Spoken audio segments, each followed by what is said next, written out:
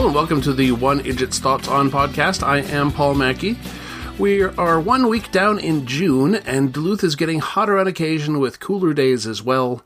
It looks like the whole state is due to get uncomfortably hot over the course of this week, but in Duluth, while they initially said hot, we're now talking low 70s for highs, and we have had plenty of fog. I'm planning on hanging out with my parents and taking in a baseball game or two down in the Twin Cities early next week. I'm still debating the look of the dog days for this podcast this August. I considered a television series that could span the month as a special, some kind of single season choice that would be a special one-off. I'm still considering the fiction angle, and I'm not ruling out dog days of trivia, though time is running short to write the needed 60 to 90 questions. I suppose the time is also running short on writing the 30 days of fiction. Today, however, I have a regular episode to release, and we will start off with the Rockford Files Season 2, Episode 9, Chicken Little is a Little Chicken, originally aired November 14th, 1975. That day of note, Spain, Morocco, and Mauritania signed the Madrid Accords regarding Spanish Sahara, in which Spain ceded control of the region to the two other nations. Technically, this territory is still disputed, now known as Western Sahara, and officially Spain still governs the territory. Drummer Travis Barker of Blink-182 was born on this date. For the box office, according to Variety, we'll look at the week ending November 12, 1975. Number 5 was a reissue, and the rest were still in their original runs. Number 5 was The Way We Were with Barbra Streisand and Robert Redford. Number 4, Al Pacino in Dog Day Afternoon. Number 3 was Mahogany with Diana Ross and Billy D. Williams. Number 2 was 3 Days of the Condor with Faye Dunaway and Robert Redford, still all over the place that week. And number 1 film was Let's Do It Again, directed by and starring Sidney Poitier.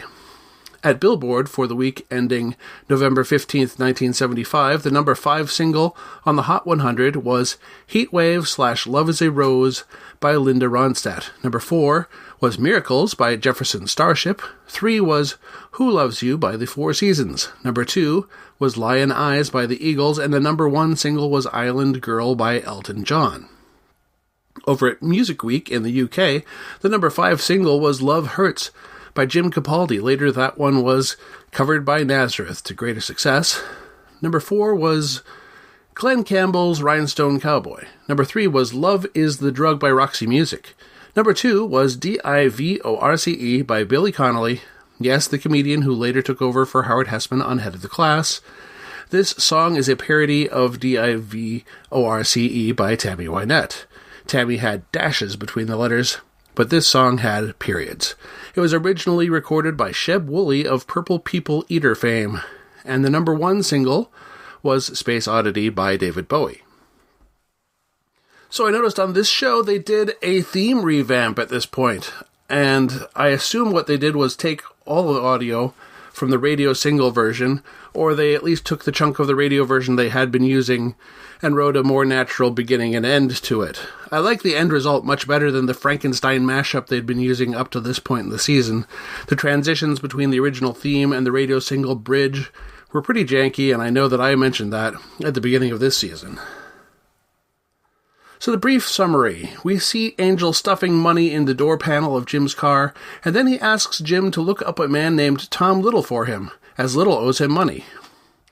But when Jim brings a man Little back to talk to Angel, Angel sees him and takes off in Rocky's truck. Little steals Rockford's car in pursuit. It turns out that man was not Tom Little. It also turns out that Angel is mixed up in money laundering for the mob. Of course, he says he's innocent and had no idea there was a mob connection to the money laundering that he was definitely doing. But as he stuffed said money in the door panel of Rockford's car, it's not just an Angel problem, it's also a Jim problem. And it turns out that Tom Little is dead. Well, word got out somehow that both Angel and Jim were running a scam, and the local mobster Sierra doesn't like that they were doing this business on his turf. The whole scam in question is a check fraud operation by competing mobster Frechette against the very newspaper run by Angel's brother-in-law, which is Angel's place of employment.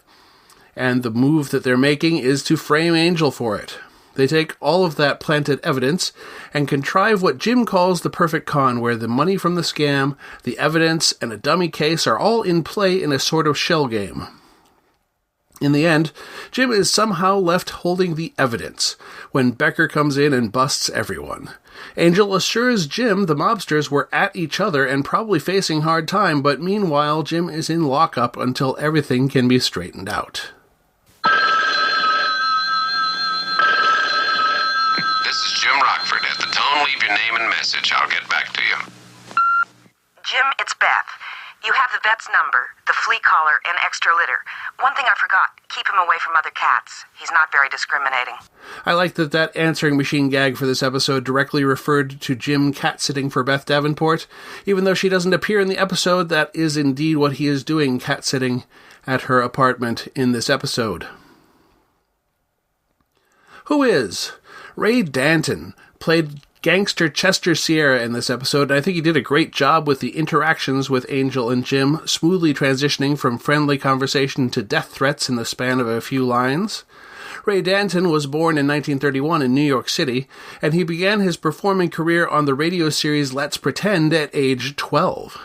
He studied at the Horace Mann School, then tried to make it on Broadway, but primarily performed in summer stock and television dramas until the Korean War, where he served in Army infantry from 1951 to 1953. He performed in television and movies, often war movies or gangster pics. His most famous role was as Legs Diamond in 1960's The Rise and Fall of Legs Diamond, and in 1961's Portrait of a Mobster. He followed this with a performance as actor George Raft in The George Raft Story, which, while a biopic about an actor, still fit with what was becoming a gangster typecast for him, as Raft was an early prolific portrayer of gangsters. By the mid-60s, he moved to making European pictures where he could take on more diverse roles, including adventurers and Eurospies. This broadened his experience and made him a valuable character actor on television of the 1970s, though, obviously, on this episode of the Rockford Files, he was a smooth gangster once more. He returned to Europe, where he also pivoted to directing low-budget films with his own production company. He put those skills to use on American television, directing episodes of the Hardy Boys' Nancy Drew Mysteries, The Incredible Hulk, and American Dream. He worked steadily on Quincy M.E., 25 episodes from 1977 to 1983, and he directed 10 episodes of Cagney and Lacey, including the two-parter breast cancer storyline. He also directed episodes of Magnum P.I. and Dynasty. Ray Danton passed away from kidney failure in 1992 at age 60. Artifactoids. I kind of have a couple of small chunks here that's not quite a full artifactoid, but I found it interesting that when Rockford talks to Angel outside the police station, they actually shot this at Wilcox and DeLongpre outside the LAPD station there. I didn't see much that made this a necessary choice. They could have been outside any building and put up a little sign saying police station. I confirmed via Google Street View the building across the street with the bail bondsman still exists, minus that business, and the police station itself has been modernized but is still at that intersection. I did not find a manufacturer of red and white chess sets, but there was one in both of the episodes that I'm looking at today. I found out separately that television cameras of that era did not resolve the traditional black chess pieces against the chessboard as well, especially on black and white TV sets, which there were plenty of in the 70s still. But even on the fuzzy color sets of the time, it didn't read well, so the shows usually preferred red and white chess sets. Have you seen red and white chess sets elsewhere? I don't know if I have, but I probably have. So what worked? I thought this episode was a lot of fun, with Rockford helplessly pulled along by all of Angel's schemes and situations. They somehow kept the tone light alongside all the references to mob killings. I especially liked the denouement, where Jim's carefully crafted shell game wound up with Jim holding the incriminating bag. We know Jim's probably not going to win, or at least not going to profit at the end of most episodes, but this one ends particularly badly, with him in jail.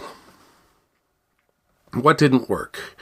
Presumably, Angel Martin will be enjoying the benefits of the big 70s era plot reset button after this episode, throwing Jim under the bus and saying maybe just kill Jim and see if he sets an example before killing Angel would probably be a step too far for this situation if it was going to be remembered in the future.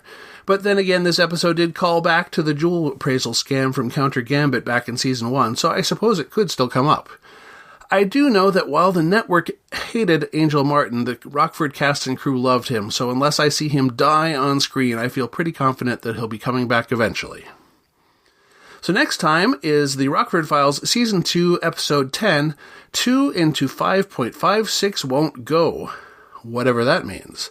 But the next thing in this podcast episode is The Magician, Episode 2, The Vanishing Lady, which I will cover following a couple of vintage commercial spots. Coming! We're coming! Oh, thanks, man from Glad. Uh-oh. Here comes old Thinbags Blevins again. You'd think living in this town he'd know. Glad garbage bags are the ones that really hold the load. That's why they're called the strong ones. Right, man from Glad? Right. I thought I was going to be late for the garbage truck. No, Mr. Blevins, you're just in time. Jump right in.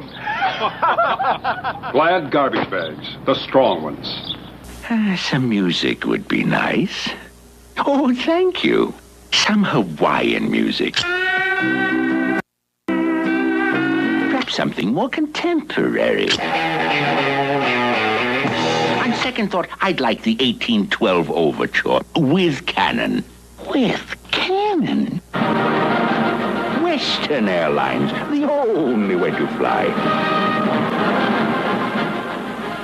That first spot is from an advertising campaign I had no recollection of whatsoever, which of course a tiny bit of research tells me the man from Glad was developed in the mid-60s and retired by 1977 when I was indeed 4 years old. And secondly, considering a key element of the Magician storyline this time involves Western Airlines, I had to include a roughly similar vintage spot featuring a mascot that I do remember. Albeit as that guy riding on the back of a plane. The mascot's name was apparently Wally Bird, and I didn't know him by name. I knew that he represented the only way to fly. So now we'll look at The Magician, Episode 2, The Vanishing Lady, originally aired October 9th, 1973. That day of note, Israel acknowledged the failure of their Bar-Lev line of defense on the Sinai Peninsula under attack from Egypt. This marked the beginning of the Yom Kippur War. Steve Burns of Blue's Clues fame was born on this date. Well, apparently I had the previous episode dated October 23rd by fat-fingering the 2 key. The next episode did, in fact, air October 23rd, meaning I'll need to decide what to do about those October 23rd facts. But I don't have to worry about that until next time. Here's a look at the box office. According to Variety, for the week ending October 10th, 1973, number 5 was The Devil in Miss Jones, a blue movie starring Harry Reams. Number 4 was Electra Glide in Blue with Robert Blake. Number 3 was a reissue of The Stone Killer with Charles Bronson. Number 2, Liz Taylor in a reissue of The Night Watch, and the number 1 film was Enter the Dragon. The Bruce Lee film was in its 8th week of release. Over at Billboard for the week ending October 13th, 1973, number 5 was Angie by the Rolling Stones. Number 4, Higher Ground by Stevie Wonder. Number 3 was Marvin Gaye with Let's Get It On. Number 2 was Ramblin' Men by the Allman Brothers, and number 1 was Half-Breed by Cher. And in Britain, number 5 was Nutbush City Limits by Ike and Tina Turner. Number 4 was My Friend Stan by Slade. Number 3 was The Monster Mash by Bobby Boris Pickett and the Crypt Kickers. Number 2, Ballroom Blitz by Sweet, and the number 1 single in the UK was Eye Level by the Simon Park Orchestra. Interestingly, Monster Mash was banned by the BBC back in 1962 as they determined the song to be too morbid. After time had passed, the song was covered on UK TV by another band, and in 1973 that original single was reissued just in time for the Halloween season. A brief summary. Anthony Blake features an up-and-coming singer, Julie Carter, as part of his Vegas show, but she is kidnapped for ransom during the premiere. Her manager, Ray Weaver, professes to love her and comes up with the ransom money, which Blake offers to handle dropping off. Blake and Max Pomeroy involve the police without Ray's knowledge, and the exchange goes poorly, with Blake not actually having the money, and the helicopter surveillance failing due to dumb luck.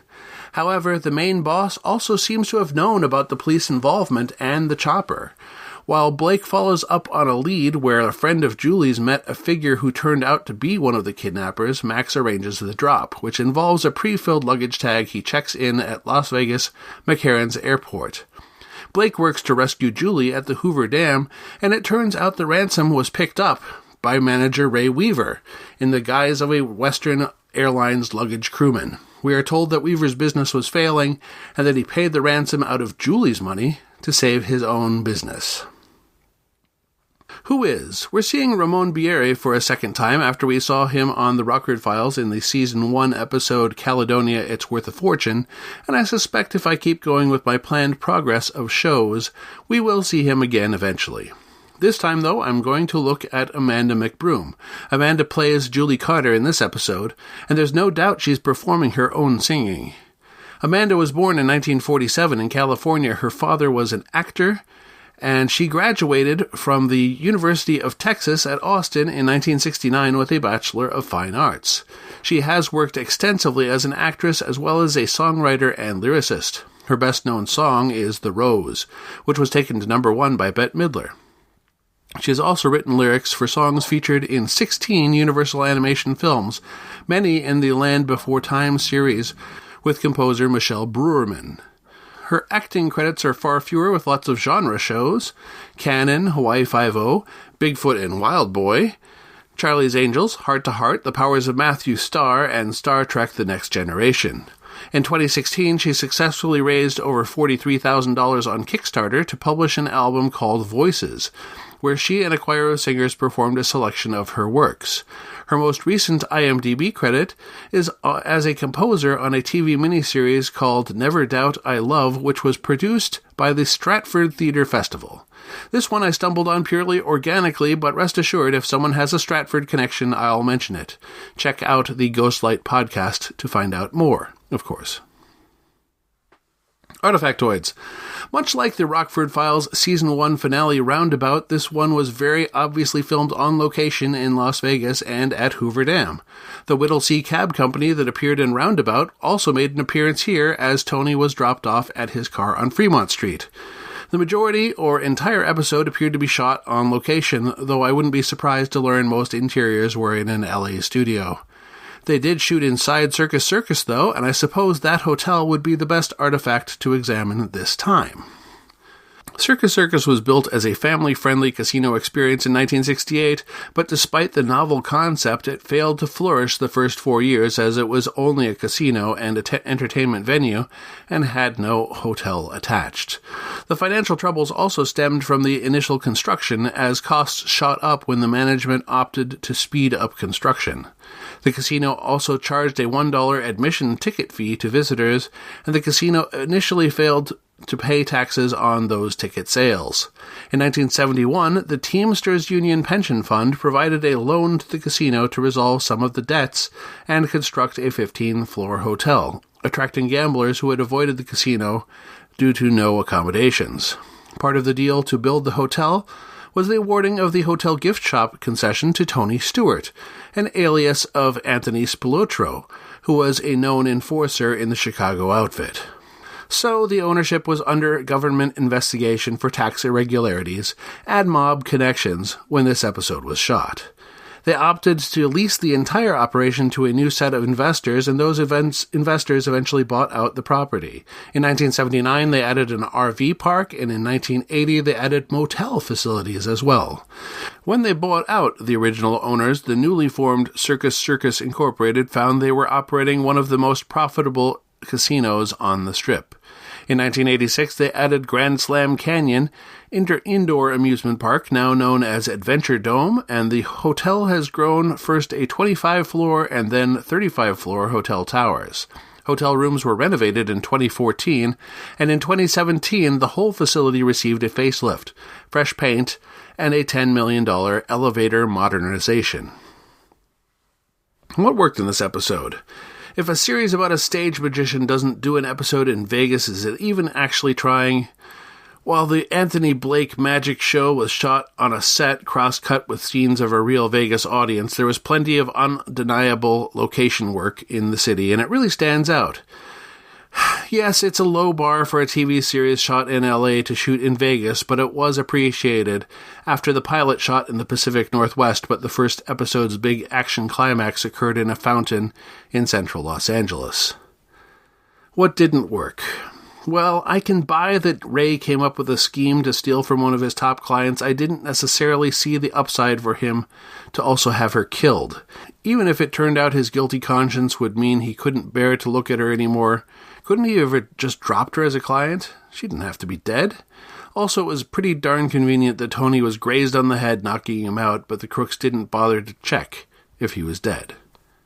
Next time, Magician Episode 3, Illusion in Terror. Happy hunting! You've been listening to the One Idjit's Thoughts On podcast, produced by Paul Mackey in association with Nimlas Studios. Any short clips of audio from shows is included under fair use for commentary purposes, and copyright for that content remains with its original copyright holders. The theme song is Too Good by Jack Mangan and is used by his generous permission. One Idjit's Thoughts is produced under a Creative Commons Attribution, Non-Commercial, No Derivatives 4.0 International License. You can find more episodes of this podcast and many other fine podcasts at nimlas.org. You can contact me by emailing idjitcastpodcast@gmail.com or commenting on episodes at nimlas.org.